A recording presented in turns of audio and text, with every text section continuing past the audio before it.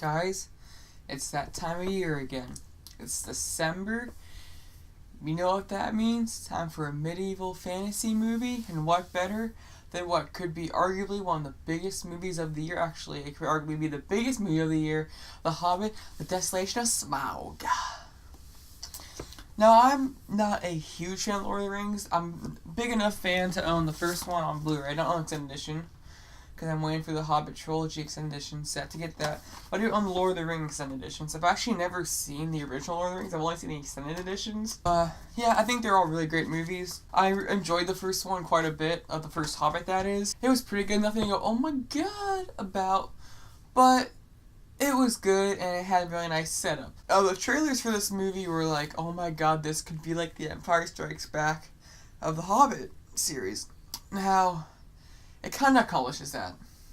It accomplishes that in the sense of it's a lot darker and grittier than the first one, and this is also when the characters encounter a lot of low points, similar to Empire Strikes Back.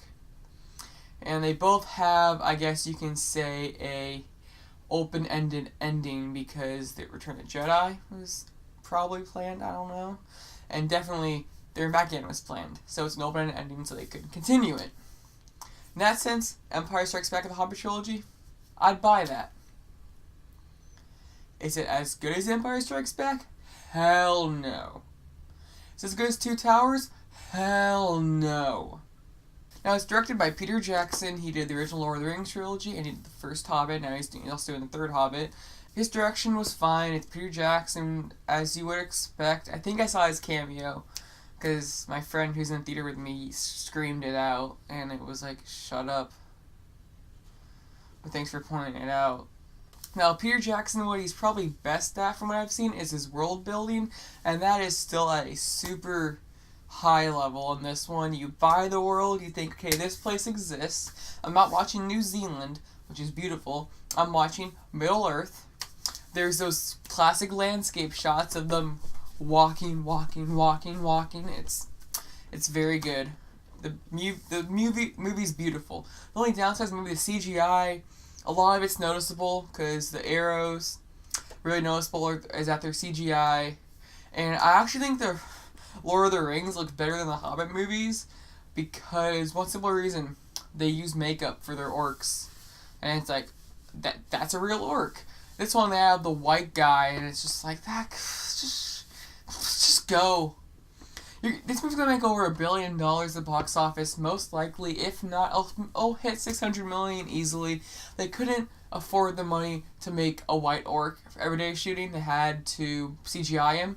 Come on, Peter Jackson, you're better than that. You really, another plus to his world building is you really get that there's all these different villages and regions and cultures, and it's believable. You're like, this is awesome. Although there was one part where, I'm not gonna give any spoilers, but I'm like, that seems kinda stupid. Like, why would that happen? This makes no sense. And it got me to believe, like, this Middle Earth place exists, but there's one little small part of this movie, I'm like, that makes no sense. It took me on the movie. I'm like, I'm not buying that. I don't care it's in the book. That's a good thing in the book, too. Though I haven't read the book, by the way. I've only seen the first Lord of the Rings and the first Hobbit. All the actors did a great job. Ian McKellen, Morgan Freeman. Fantastic job. Everyone's believable. They are these characters. I don't see Magneto. I see Gandalf. Like, it's great. The acting is great. Probably my Tux, don't you think about it? Okay. Nope.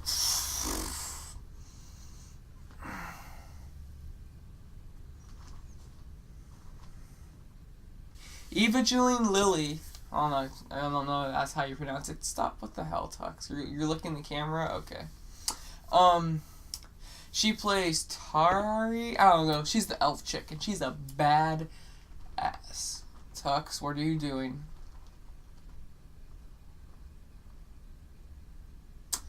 She's a bad ass. That's all I'm saying. She was excellent. She's one of the best parts of the movie. I don't think she was in the books, but she I don't know if she actually should have been. I haven't read the book. I don't know if it's better. But I'd say that she's probably the best new character in this movie, in my opinion. She's badass. She's epic. She's fierce. I really like fierce female characters, such as, that's why I loved Catching Fire. And I think she's even more badass than Katniss. And she's better with the bow. I went there. The action scenes are really well done, except for the CGI is really noticeable. My favorite action scene, no spoilers, is the one where they're in the barrels. It's in the trailer a little bit, not too much, so that's really good. It's just so much fun. There's one sequence, you'll know when you see it. You're just like, my whole theater was laughing. It's just ridiculous Peter Jackson CGI fun. Although CGI is really noticeable, so that takes you out of the movie a little bit. Now, although the subject of this movie is a lot more dull and like darker and grittier, the movie still at its best when it can capture that childlike wonder that Fellowship of the Ring had and the first Hobbit had. Now, I love Two Towers and I love Return of the King, but those were a lot darker and grittier than the first one. I think this tried to do that exact same formula, but did not do it as well at all. Nope, this movie dragged. You saw Turbo, the opposite of Turbo. It's a snail with no superpowers. You think this movie's over? Nope, third act has just begun. Like, the movie isn't very focused. It's not The Hobbit. This movie is the second movie of a trilogy that's a prequel Lord of the Rings. It's not the second movie of a trilogy that is of The Hobbit. Because the main central story of The Hobbit is Bilbo and his dwarf friends go and try to fight Smaug. Is that what they do? More or less. With a ton of other side points, or with a ton of other side plots that are just shouldn't be there. Like, they're really cool for the extended edition. They're really cool as, like, isolated scenes that are not in this movie. We're like, oh, so that's how that happened. Instead, no, they're actually in the movie, and you're just kind of stuck there. Like, why? I don't care.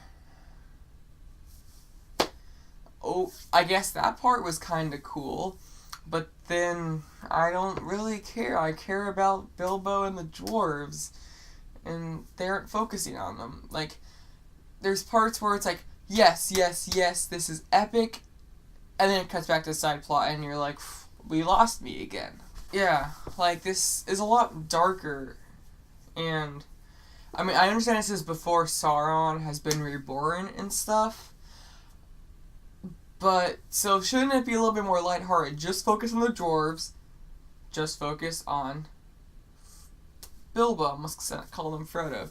And by the way, Frodo is not the main character. I call him Frodo again. Bilbo's not the main character. He's a major side character, but he's not the main character of this movie, or the trilogy. That main character is Thorin Oakenshield, and I think that's a really good move. Although sometimes it's like, okay, let's get a move on. This should be in the extended edition.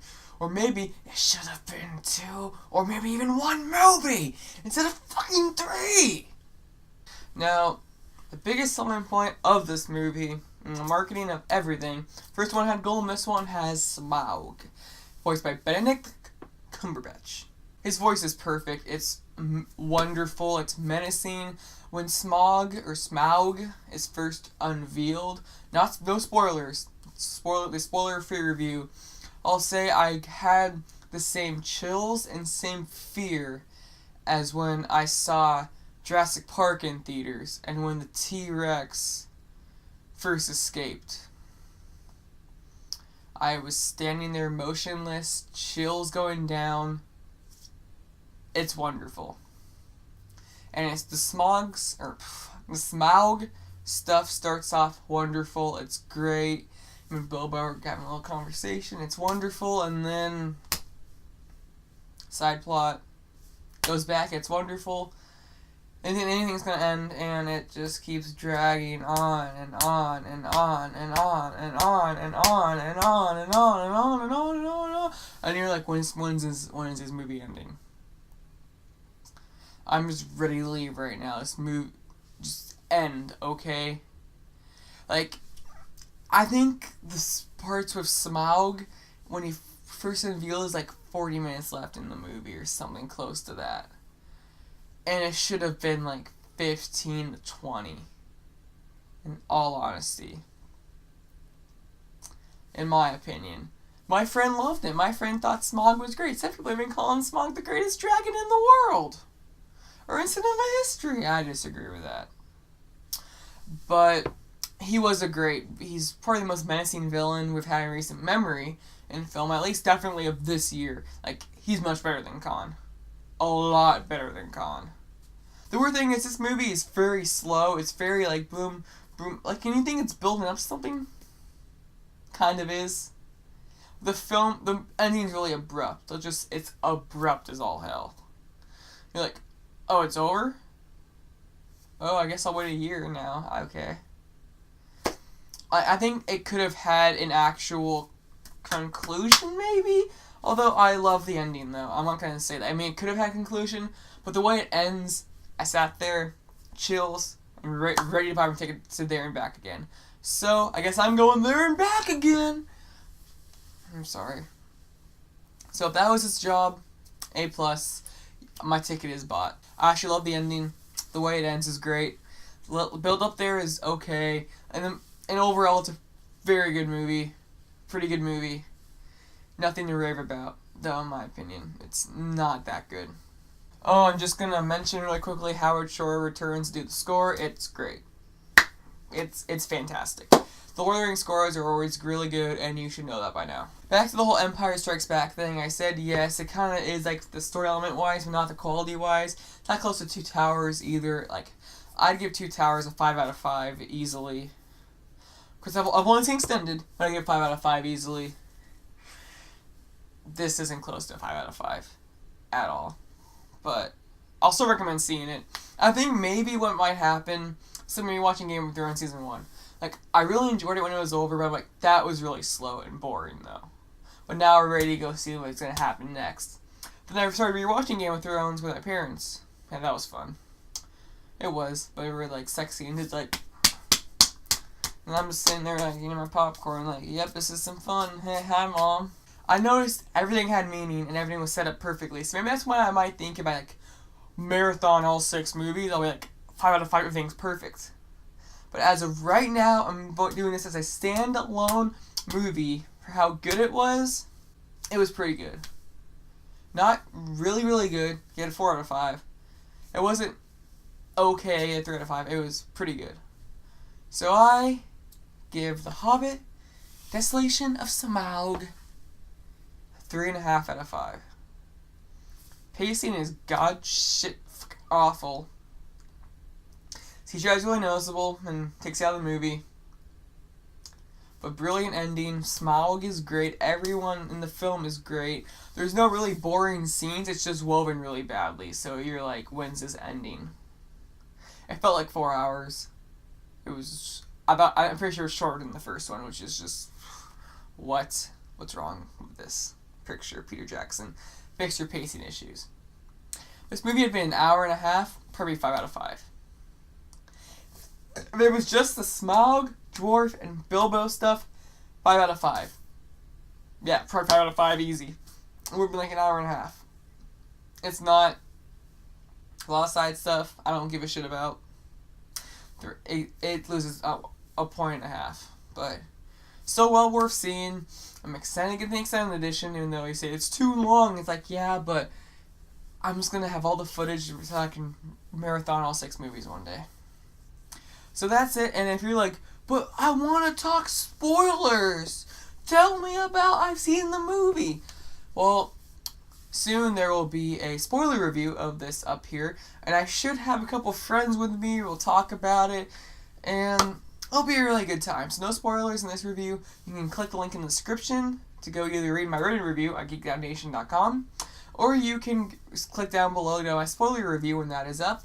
I'll be shooting that probably tomorrow. Actually, what time is it? I'll be up probably Friday or Saturday is my goal. I'll look forward to that. I love you all. I will see you guys next time.